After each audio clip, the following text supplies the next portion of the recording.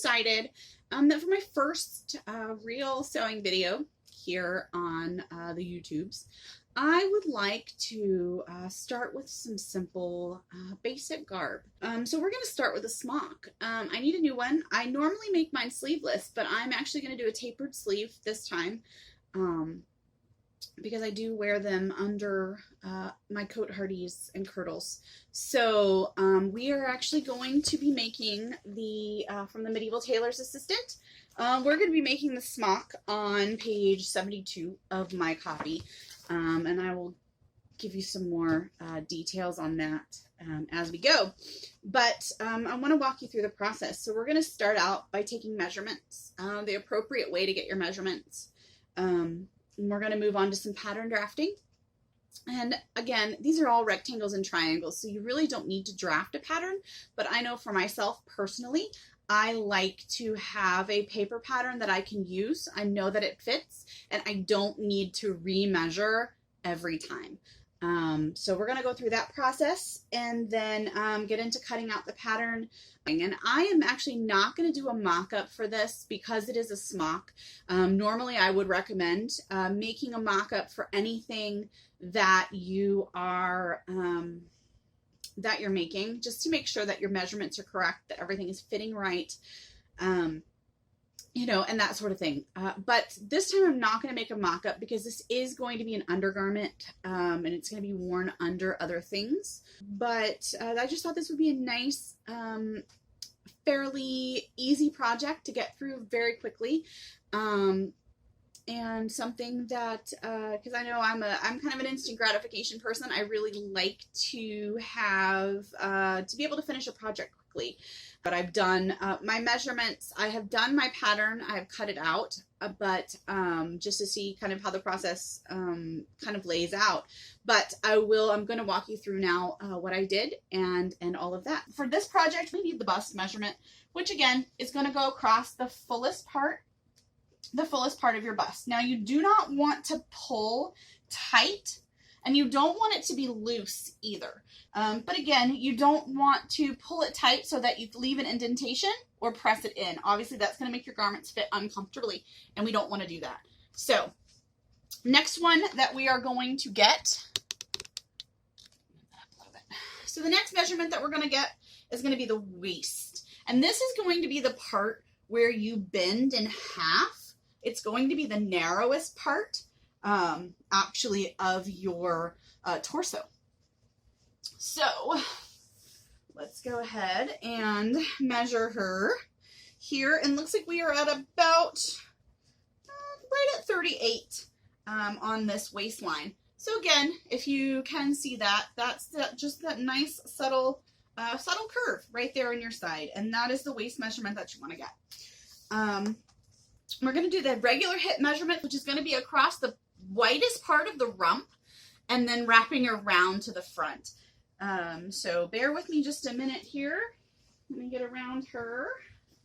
And again, widest part of the rump.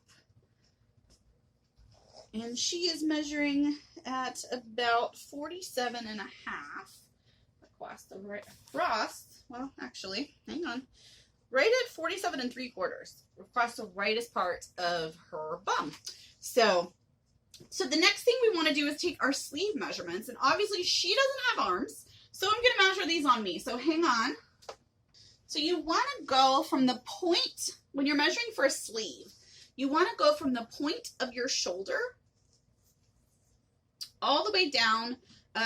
I tend to go to my knuckles right here, because I like my sleeves a little bit longer. This also gives me a little bit of leeway when it comes time to roll my hem. I can decide whether I want them to be a little bit long or if I want to bring them up. Obviously, when they're fitting underneath a dress, being a little bit longer means that I can kind of hold on to them as I put my arm through the sleeve of my gown.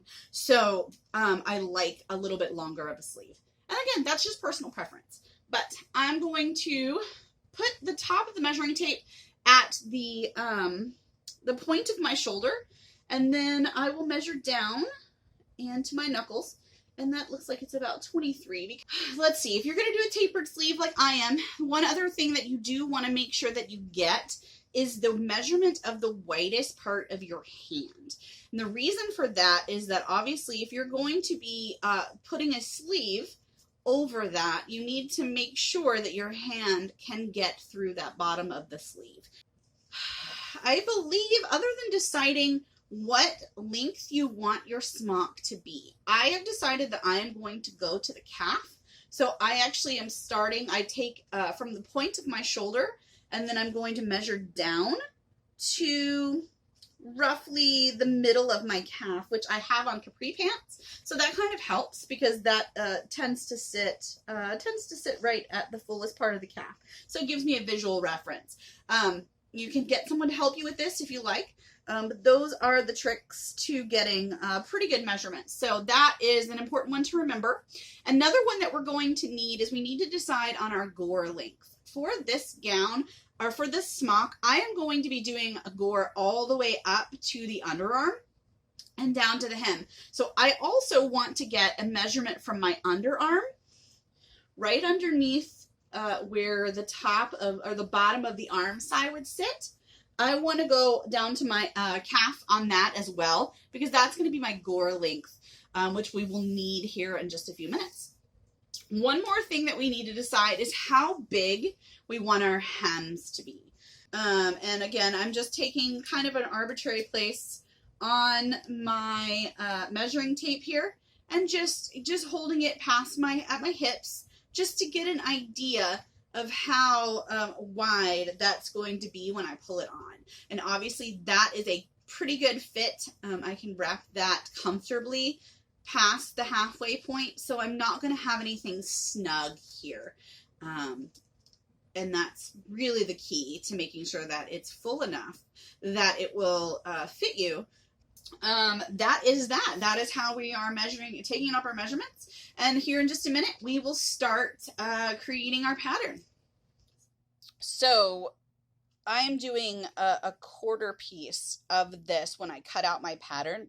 And we'll talk about that more, but we're going to set it up so that it is cut on the fold here and on the fold here. And again, I'll show you more about that shortly. So this is the body piece. These are your gores or your godets. If you were going to do a rectangle sleeve, this is what your sleeve is going to look like, and you're going to cut a gusset here. And it does say in the instructions on how to lay out the measurements that you should have a gusset of 8 to 12 centimeters square. So I am doing a tapered sleeve, which is going to look like this, and it doesn't require a gusset. So when you're putting it all together, you can see like this is a tapered sleeve. This is the rectangle with the gusset in. I'm doing the tapered sleeve, so I don't need to put the gusset. But that, again, is completely up to you how you want to do this. I will discuss how to make this sleeve pattern and the gusset with it, but I will not be doing that in this project. So you can, give that an experiment if you like. Nice. All right. So I have already drawn out and cut out my pieces, but I want to give you an idea of what I did. So for the length, and I apologize, I'm only doing it this way because I have such limited space on my table. So you're going to want to get your paper and get your yardstick. A yardstick or a ruler. I use a yardstick because obviously I'm going to get a little bit longer lines out of that. So first thing you want to do, again, is to take that body length, measurement that you got, shoulder to calf or to your foot if you want to go floor length with it. And mine was 41 inches. So my measuring stick is 39 3/8. So because it's a meter stick. So I am going to roughly leave about 2 inches down here extra. So what I did was I just laid this out and marked it at the top and somewhere around the bottom. just to give me an idea of how long of a piece I needed. So hopefully that makes sense for you. So we've done our the length, our body length, which again I said I'm doing at 41 inches. I do a 1/2 inch seam allowance, so you need to make sure that you add that into your pattern. If you are unsure of how to calculate that, anywhere that you are going to have a cut, you're going to add a 1/2 inch. So like this piece here that I'm working on, I am doing it on the fold. So the fold is not going to have a seam allowance included, but the outside piece here is I'm going to when I put this on fabric, I'm going to add 1/2 inch. So if you want to add this now, then you'll want to go ahead and cut an extra 1/2 inch as you measure this out. Now, if you're doing a full piece all the way across the body, where I'm only doing a 1/4 panel, if you are going to do the full body piece, then you will want to do a 1/2 inch on each side. So hopefully that makes sense. If it doesn't, please leave a comment in the question box or question in the comment box below. I will be glad to help you figure out those measurements if you need it. Now that we know how long our pattern piece needs to be, go ahead and draw that out on your paper. And then because I'm doing a 1/4 panel, what I have done is I have taken my bust measurement, which is how wide the body part needs to be. I have cut that in half. So 45.5 cut in half is 22.75. And then I have cut that number in half again. And again, this is the top of the neckline, and I have my kirtle pattern, which I am going to draw the front neckline on because it is the lowest. And because this is a smock, I can have a low front and a low back, and it's not going to cause any issues for me. It's actually going to make things easier when it comes time to dress, because I will not have to worry about making sure that my smock is tucked in under my kirtle when it's time to get dressed. So we're going to go with the lower front neckline on my kirtle pattern to make the neckline here. So bear with me a minute and I will lay that out and we will get that drawn out. So this just gives us a rough idea of what it should look like. So I'm laying my kirtle pattern out here from the widest part of the bust, and then we're going to go to that shoulder point. So I'm going to go ahead and just trace this.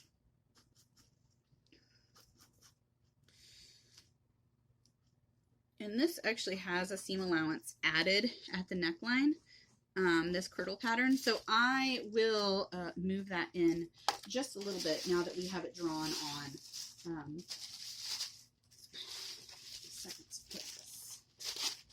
Pull this back up. I'm sorry, y'all. I'm OCD about my patterns being tidy when I'm done. So I'm going to fold that up real quick and put that back where it belongs.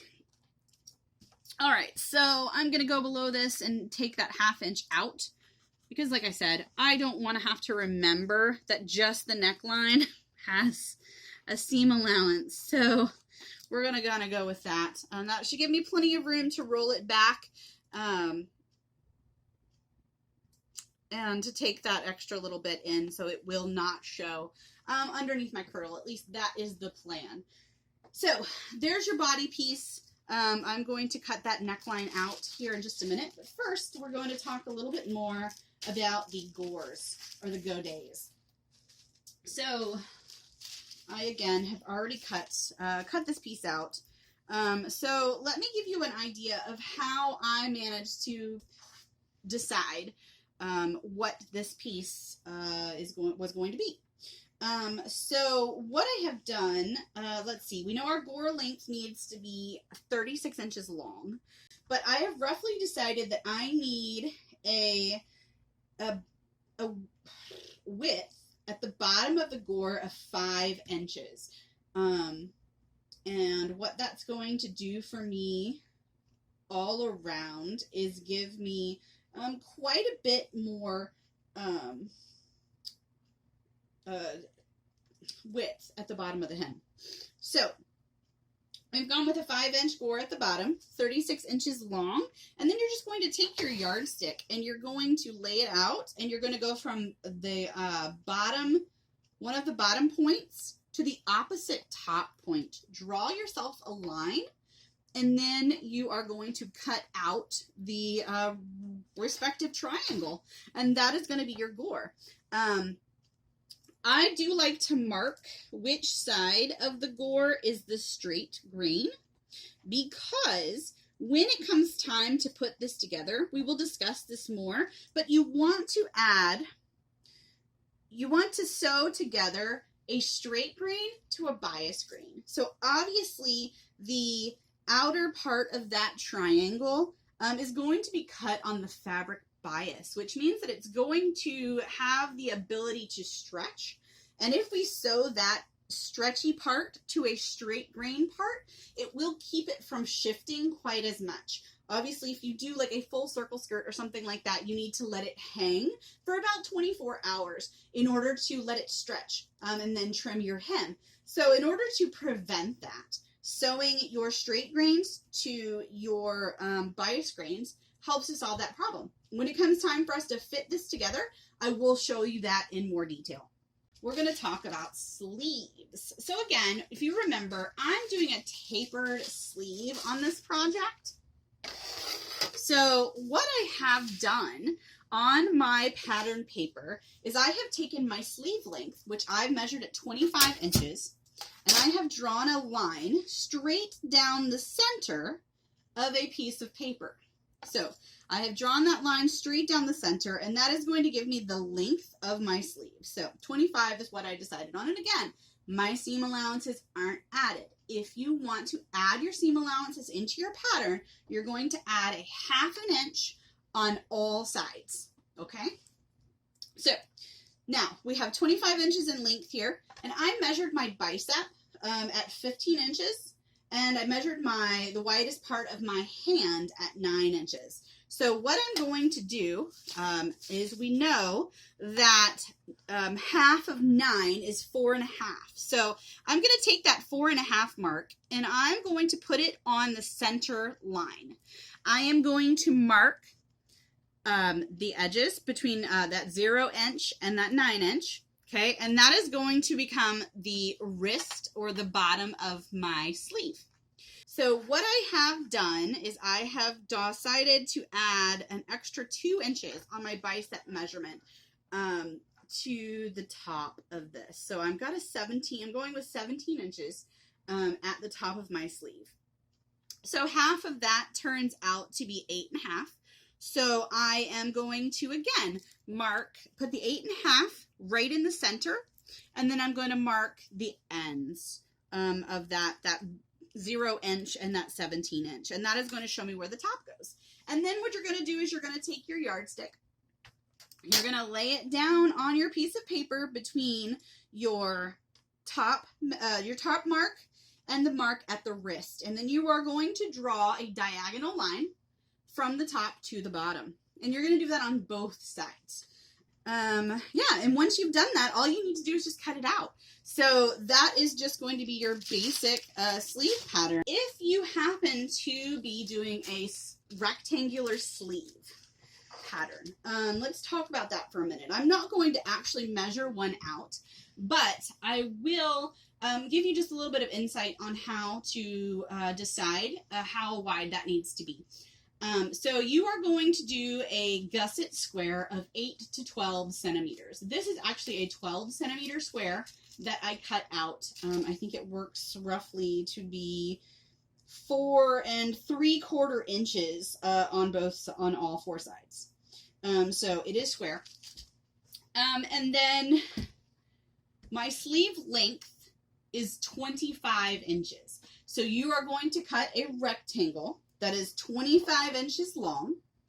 And then for your sleeve width, the pattern or the dimensions in the book calls for 35 to 50 centimeters according to size. And that works out to roughly 13 3/4 to 19 5/8 inches. Again, that's just, you know, I would measure at least around the widest part of your arm to get your sleeve width and go from there. So if you have any questions about that, you need some help on the rectangle sleeve, please let me know. I will be glad to help you, even though I'm not doing it in this video. I am more than happy to help guide you through the process of cutting your own sleeve pattern. All right, so there are our pattern pieces. Real simple, right? 3 pieces: the sleeve, the body, and the godet. Let's do the cutting next time, and I will show you how to lay your pattern out and cut your fabric. If you want to get notified of the next video, please make sure that you click the bell so you can receive the notifications. Like and subscribe. If you find this video helpful, please click the thumbs up. Thank you for watching, and stay tuned for the next one.